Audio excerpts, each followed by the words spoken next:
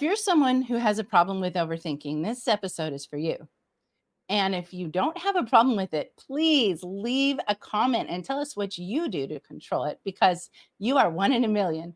Dr. Saloni Singh is a recognized life and leadership coach from India. She works with CEOs and other leaders, helping them to grow into the best versions of themselves personally, professionally, and spiritually. Saloni is the author of How to Stop Overthinking in 3 Minutes and the creator of a powerful video course to stop overthinking with a 3 minute power tool to cleanse and train your brain to become calm and clear. Saloni is also a blogger and has a podcast to unleash leadership with spirituality.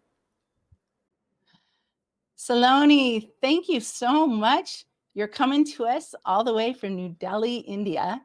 And I really appreciate you taking the time at the end of your day, the start of mine, to join us on Triumph Talks. It's my pleasure. Thank you for inviting me, Melanie.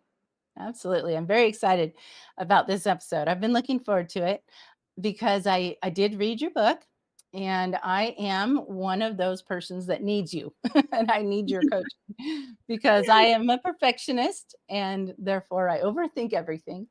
And in some areas that's a good thing in my profession, but in other areas of my life it's a real problem. So I'm really excited for the conversation we're going to have today. Me too. There's one thing I'm really interested in, and that is the fact that you literally left a thriving medical profession. In fact, according to your book, you were driving home from a surgery when it struck you that this isn't your life calling and that you have something else that you need to do to help people. I am truly amazed by that because I know how many years go into becoming a medical doctor and a surgeon. You're a gynecologist.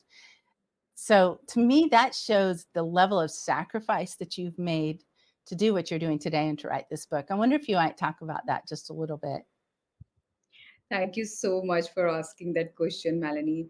To be honest, the way I see it, I feel it's a privilege to be a life coach.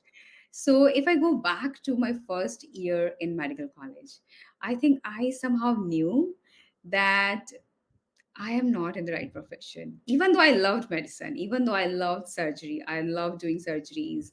I was loving, especially obstetrics. It's so beautiful when you are, conducting Oh, deliveries so you and deliver babies. babies? You Yeah, do. yeah, hundreds and hundreds of yeah. Oh my gosh! It just seriously, I just that it amazes me that you would move from that because it's you invest so many years of your life to become a doctor and then to do the work and then to say, "Oh, this isn't it. I have something else." And I don't know if that happens.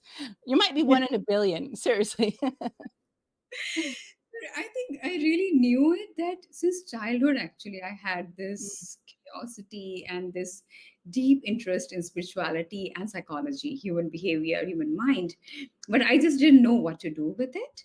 So I became a doctor and then a gynecologist. Then we moved to London. I was working there. And yes, that day, something happened after surgery. I realized even though I'm enjoying it, but somehow it doesn't feel that this is what I'm born for, this is what my purpose in life is. And I think the calling this time was very strong, even though I heard this calling way long back, in the first year of my medical school. But Mm. that day I think the calling was strong, and I think it was the perfect time because I was about to go on my second maternity break with my second daughter was about to be born that time. Oh, And wow. so I thought this is a perfect time before I become, a senior consultant, and I'm just, feel like, oh, this is not an age to go back to a new profession. Why not I look for something that my heart and soul is telling me I'm here for? And I just started to look for something into psychology, spirituality, and I heard about life coaching, and it was like, that's it. I just knew that I am born for this, and I'm so grateful for that. Yeah, life coaching chose me. This is how I feel that it chose me rather than me choosing it. That is amazing, and we could probably do a whole episode just on that topic, you know, how we know when we're in the right life callings and what a shift that is. It's amazing, but, I did get to read your book before our interview, and so I have a lot that I'm looking forward to talking about as it relates to what you do now. But let me begin with the first question, and that is, what inspired you to write this book? That's a beautiful question, Melanie. So this was in year 2020, rather just beginning or maybe end of 2019, when I was talking to one of my mentor, and he just asked me, "Tell me, Saloni, like, what is it the one topic that almost every client of yours is bringing, and the problem that you're really solving with your clients?" And I just literally wrote name of many of my clients that I have worked with in last 3 to 5 years, and it was just amazing to see there was one common thread, and that thread was overthinking. I was working with many people, and what we were doing in my coaching sessions is helping them to become more present, more mindful, having a calm, clear mind, and stop overthinking. So he just asked me, like, why are you not writing a book about it? Imagine how many people will really benefit with it. And he also asked me to write a short one. He said, because, for busy professional, the kind of, executives and leaders you work with, they don't have time sometimes to read big books. So just write something which is very handy. And I literally thought of one of my client who said that I don't, like to read books, but he used to think a lot. And I thought, what kind of book he would like? Something very sharp, succinct, and crisp short book. And that's when I wrote this book in the first COVID lockdown in March 2020. And there was enough time for me. The first lockdown, I was at home, and I thought of that advice my mentor gave me, and I started writing this book and launched it. Yeah, it is. It is. I love that. It was very easy to read and yet profound. I think it's a book that you can spend a lot of time just from one section to the next. And it's a handbook, very handy, as you said. So, Yes. yes, I love it. Well, let's move to the next question because there's a lot that we can delve into once I ask this one. And that is, what do you hope people will take from reading your book? Hmm. So the book I start with the first, chapter itself is junk in, junk out. If you remember, that really understanding why we overthink. So the first thing I really want people to understand, because sometimes people think, oh, a lot of people come to me and say, is it me only? As you said, everybody is overthinking. And I say to them, no, please, you're not alone. Like Yeah. I see in when COVID came, actually, I used to tell people that overthinking is a bigger pandemic, really. In modern society, it's in the fabric of our society, and almost everyone meet, we meet is overthinking. Mhm. So first thing is why it's happening, why so much information is there that we are overloading ourselves with Mhm. information, and that is causing so much, habit. It's a habit of thinking and thinking and constantly thinking about things we don't even need to think about. Oh, Like, yeah. so that's the first thing. If I think of my childhood, I was just telling once, to my daughter, who's an adult now, that at our time we just knew a few people, a few friends, a few neighbors, and that's it. But because of internet now, thousands of people, like people you're never gonna meet, people you have no idea about their lives, but you just know them, and you keep thinking about things, different things. So this Mhm. information overload from media, social media, news, television, everywhere it's coming on us. So why we're overthinking, help people to understand this, then what can they do about it? How Yeah. to decrease this overload in their daily habit? Then simply building mindfulness habits where they can, like, mindfulness is literally an antidote to overthinking. So learn how can they practice being mindful, being present, and start to cleanse their mind. So I've talked about a lot of tools in the book, how to cleanse your Mhm. mind so that you can have a quiet, clear mind. So this is really I want people to get from this book. You Also, want them to last, walk away with a clear mind. yes, Yeah. totally, totally. Also, Yeah. to have the kind of thinking, it's not just, we are thinking too much, it's what we are thinking is also important. So, most of the time when people are overthinking, they're not thinking great things. So, also learn Mm. how to have conscious kind of thinking which will help you, which will empower you and uplift you rather than bring you down. That is wow. That is amazing. So I read your book and I took some notes and just kind of to show what I took from it, and then some of the topics that I'd love to talk to you more about, kind of have a discussion. So I thought the first thing that really stood out to me as I started reading your book and that we could do a whole episode just on this one quote. And it is no measure of health to be well adjusted to a profoundly sick society. I love this quote. Yeah. Yeah, I mean, wow. I think that that comes to the core, really, Yeah. of what Yeah. I think that sometimes we are working so hard to fit in, to normalize, to Mm. be comfortable, right? And the problem is we are within a sick society. So you're striving to accomplish something that on a certain level, I think if we're all being really honest, isn't possible. I don't know that we can ever really adjust to something that's sick. But we keep trying to do it because we don't have what you have written here in your book. And when we come to that realization, then I think, and this is why it's such a great beginning quote in your book, it's such a great way to shift into, okay, what is healthy? And so you did talk about how we are experiencing information overload from all the many sources that surround us. And the mass information is junk mail we allow to pile up. And that also, I think, is the reason why we do have a pandemic or an epidemic, however you want to put it, of overthinking, because we are never in Earth's history have we had so much pile into our minds as today. So I'd love to have you expound on that a little bit more. On this information overload. Mhm. Yeah, as I already said, Melanie, that so much information overload. And I would love to connect it with the quote you mentioned from, Jiddu Krishnamurti, one of my favorite, spiritual master, said this quote. And we have to start challenging. So, for example, when people are on social media, sometimes there's no reason. Maybe you don't even like what people are writing, but you just do it because everybody else is doing it. Yeah. Like for teenagers, they have to do certain things because all my friends are doing it. That's why I'm supposed to do it. And it's like, start challenging it. Like, really, do I really have to do it? As you said, that we're trying to fit in with something which is already sick. So I think it's high time in the society that we have to start examining the way we are living, why we are trying to fit in. And when we are doing it, we are not listening to our heart, our own soul. Rather, we are just externally driven. So that is so important to notice that if you just don't, for example, if you don't, like I do that digital detox every now and then.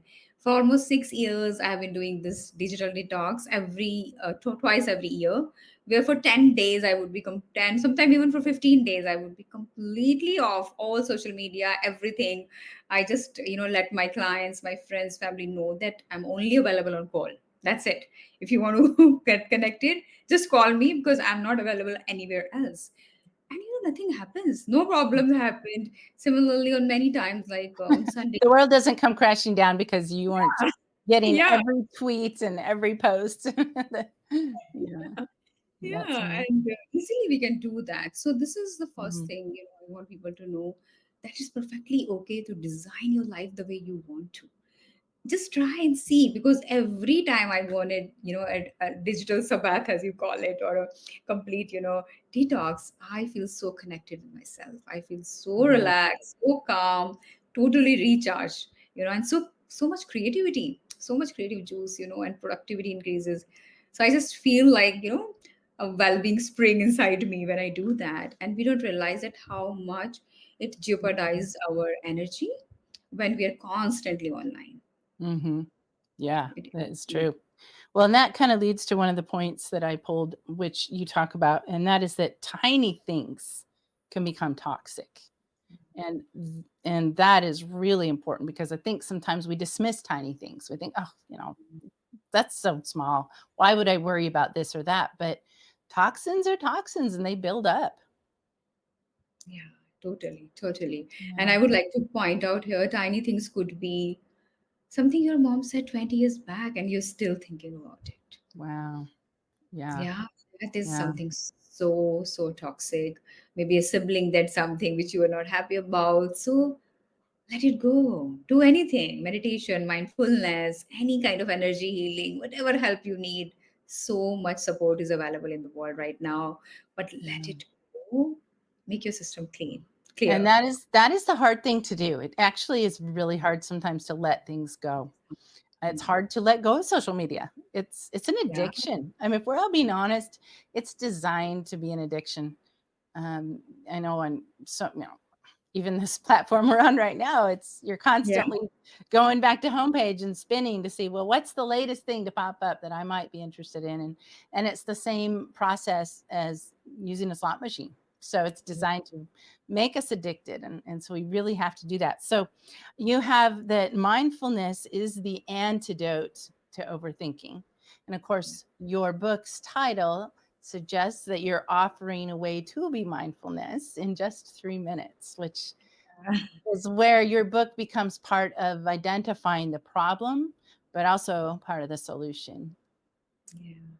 So Yeah. when I was writing this book again, I thought exactly the advice my mentor gave, that make it something very simple, so simple that anybody can follow it. So I remember that there were many clients who would say, I don't have time for meditation, or when I sit for meditation or mindfulness practice, I just can't do it. So I designed this 3-minute tool. And in my video course, I have, recorded this tool as well, where you just sit every day just for 3 minutes, just for 3 minutes to cleanse and quieten your mind, and just get connected with the loving energy, the source energy you are in those 3 minutes. And within a few days, like my husband was saying that, oh my God, it is completely life changing. Every time he does it, he's like, it's amazing. Yeah. So many people have told me that when they practice it, they start to become more and more present. And it is very, very simple. Once you realize that, yes, when we are thinking all the time, we are in our thoughts, whether we are eating, drinking, we are not eating, we are not brushing. I ask people, like, are you Mhm. really brushing? Because we are always thinking. Yeah, And you're not resting when your brain is just running, and so many of us can't go to sleep. You know what? I just realized that the idea that tiny things become toxic, it's almost like nature's equalizer. That something as tiny as meditating for 3 minutes, the way that you instruct, but it's an equalizer that the solution can also be simple. yeah, Yeah, it is that's so simple, so simple. yeah, Like, I love just that. start, just start with some conscious breaths. I tell people, just in the middle of your mind is going in a frenzy, just Yeah, s- just three conscious uh, breaths. That will make a and difference. we literally needed you to leave your medical practice to teach us something so simple. So it's simple, but apparently it's not. Another quote from your book that I wanted to share is that intentions are dominant thoughts and more powerful than you can imagine. We need to command our subconscious consciously. Yes. Yeah. Totally. Yeah. I would love to speak about it. So, a lot of time when we are worrying, what is going on is we are imagining maybe the worst case scenarios. So, Mm, it's a very simple technique. Like, intention is so powerful. So many spiritual masters, scriptures, I think every holy scripture has mentioned about it. The mm, power of intention. It's as simple as that. Let's say you have a project tomorrow and you're wondering, what if it doesn't work out? Rather than thinking this, what will happen if this, what will happen if it doesn't, just drop everything, breathe, and say, I have the best intention to do my best, and I know it will work out. Just set an intention that whatever mhm. best is, meant to happen will happen. And I have shared a lot of principles in the book as well, like universe has my back. It's a very Oh, simple intention that life is always working for me. Even just saying this sentence, try it out, keep saying, like, every single day. It's now I have trained my mind that all the time thinking all these things, like life is always in my favor, life always works for me. So when you set this kind of intentions, naturally worries and doubts and all these things start to leave you. in your book, you actually call that invincible faith in Mm. life. Invincible faith in life. That's a mantra right there. Write that down, everybody. Invincible faith in life, which is the idea that life is working for you. And if your book is full of little golden nuggets, but That's probably what do they call it when you find something bigger than a nugget? That's like a vein, you know? That's the mother lode. This is the mother lode. I'm gonna say that because I think if we really get down to the core of our overthinking issues, I think it comes from that lack of faith that life is for you. I think that life is hard. I don't think it, I know it. Life is hard. Let's just, life is hard. And because it's hard, we get the perspective that it's against us and that we're working against life. We're working against other people. We're working against our political opponents, whatever, however you define the quote opposition. Um, and it's so critical to be able to look at life as your trainer, I think, which is to say this opposition is to strengthen you, is to make you better. And that's what you really highlight in your book is this idea of shifting your perspective to having that faith to say, this is good for me. And what a change that brings about when we stop worrying about everything because we know it's all for our good. But I'm gonna be honest, it's really, really hard to fully embrace that idea. Are you I seeing people in your practice being able to embrace that idea well, and what are their results? Absolutely, absolutely. So I would start with myself, Melanie. So I remember one of my mentor has been Louise Hay. You might know Louise Hay, the author of You Can Heal Your Life. So she used to say that no matter what happens, how difficult, the challenges or adversity I'm going through, I would just keep repeating out of this situation, only good will come. And I started practicing that, very early in my coaching journey, and I still remember I was coming from a meeting which was very disappointing. I didn't get it all what I was expecting. And the moment I sat in my car and I started to drive back home, I just started to repeat out of the situation, only good will happen. This is only happening for my good. The whole, it was a 20 minutes drive, and this is the only two sentences I was repeating. By the time I reached home, I was perfectly calm, so relaxed. And actually I learned, and I sat down and reflected that I learned so much from that meeting. And in long term, actually it was beneficial what I learned from that. If you start to practice conscious thinking, which I call conscious thinking, is rather than involuntary thinking going on, oh my god, this didn't go in my favor, or this didn't go well. We don't know right now because we are looking so short term. So we are just looking for the comfort of this moment. Maybe in this moment what is going on in your life is not comfortable, but if you just consciously think life is always working in my favor, either I'm going to get great things or great lessons. That's it. There is no third way. Out of any situation, only good is going to come to me. Then you will build this invincible, faith and trust in life and the universe. And yes, I have done it with so many of my clients, and who just feel amazed because once you get this trust, miracles, literally miracles, happen in your life. I believe that. I do, and I think there's a lot of different labels that people put on it. Miracle is one of my favorite labels. Sometimes call it, well, that's the law of attraction or, quantum physics, and of course, you're very much studied in those things. But yeah, just the truth of the fact that life is not working against you.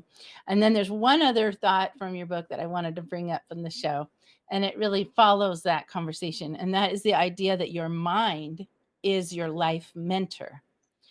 So, how balanced your mind is and how well you use it makes all the difference to your world. I love that quote too. Absolutely. Actually, I just do this, and the 3 minute rule as well. There is a particular exercise where we start to love our mind, because somewhere we think that because of our overthinking, negative thinking, or anxious thinking, we feel mind is our enemy. It isn't. Mhm.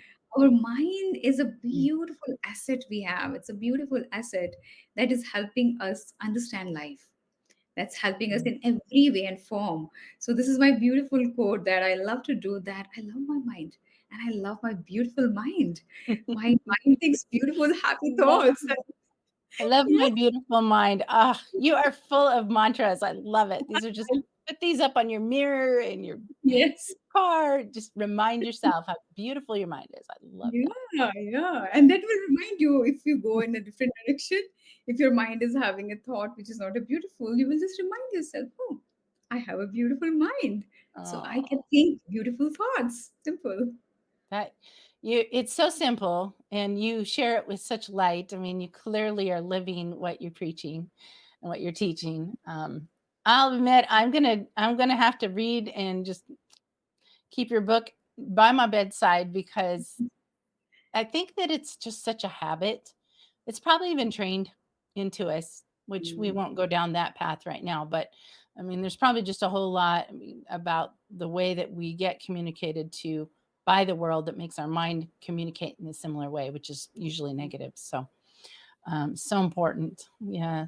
So I want to jump over to the next question, and that is, how did you come up with the title and cover for your book?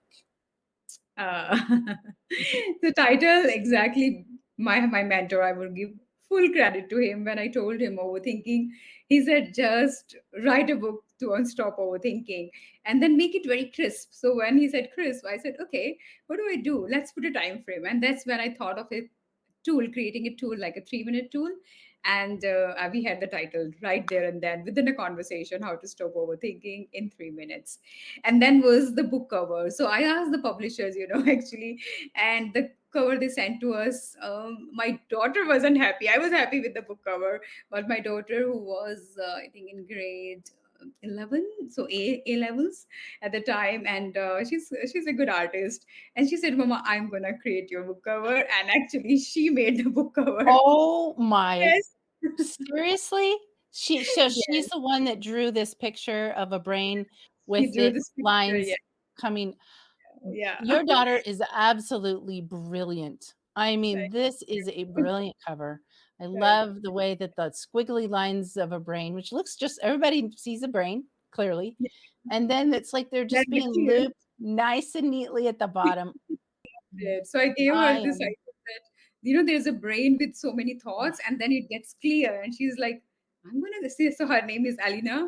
And Alina said, I'm going to draw it on my iPad. And I think very quickly, within a day, she did it. And I'm like, well, wow. she's an artist, and She she's a cover artist too. She's got a future. I'm an indie publisher, so when she's ready, have her get with me 'cause she's graduating next year. oh, she is? Okay, she's very good. Very wow. I was not expecting that answer. That's wonderfully surprising. So that will lead us to the final question that I have for you, and that is, what advice do you have for aspiring authors? Ah, um, this is my first book, and I definitely would love to write more books. And I would say just connect your ideas, your expressions with what is in your heart and in your life. And do not think any idea is small, because my mentor pushed me when I was thinking this is a very small idea. I was telling him, oh, I want to write a spiritual book. And he said, no, no, write something which people are going through, which is a problem right now. And you're solving that problem. Then why wouldn't you write a book on that? And I just said, thank you, you're right. So if you are right now solving a problem, if you're right now living something that you have overcome, or anything that you feel passionate about, just go for it. I never thought, this book will really impact people. It was only like 2 years back I started to get message, because this book I had, put as a gift on my website sometime back, and then people started to download this book. And I started to get messages from all over the world saying, I love this book, and this book really helped me understand why I'm overthinking and what to do. And I was like, wow, I could have never imagined when I wrote this handbook, like this could make such an impact. And that's when actually I thought about creating this video course, because people wanted more. Some of them said, how can you help me? And I was like, okay, I cannot coach everyone, but I can definitely do a training. So it's a video training course where I'm teaching every module of my book. Wow. Okay, so tell us where we can get that video course. So yeah, my course is available on a digital platform, so I can share the link with you if you like to share with your audience. Oh, They can yes. go on the link and straight away buy the video course. Yes. Okay, perfect. I will pin it in the top comment. So it's really easy to find. It'll just be the top comment. We'll put the link to your video, put the link to your podcast so that people can go and watch that. I know you're saying that's on YouTube, and I'll podcast platforms. So, which is wonderful because it's a way to be able to continue to get the kind of energy and positivity that we're getting from you right now on a regular basis. So, I'm so glad that you're doing that. Well, Saloni, thank you for coming on Triumph Talks. It's been a pleasure. I hope that you'll come back again, maybe share some more of your wisdom. And I look forward to watching you succeed at what you're doing. You certainly deserve it. I think someone who gives up a medical career to go and help people with this most basic problem deserves amazing success. And I wish that for you. Thank you so much, Melanie. And I really enjoy talking to you. You're just amazing host. Thank you so much for inviting me. I had so much fun. Yeah, it's been wonderful to meet you in person. Thank you. And yeah, I would love to come back. Yeah, good. All right, we'll watch for that. I hope you enjoyed that interview with Dr. Saloni Singh. And I have incredible news. She is actually offering this great book for free on her website at salonisingh.com, which I'm pinning in the top comments. So be sure to go there and get your copy of this life changing ebook.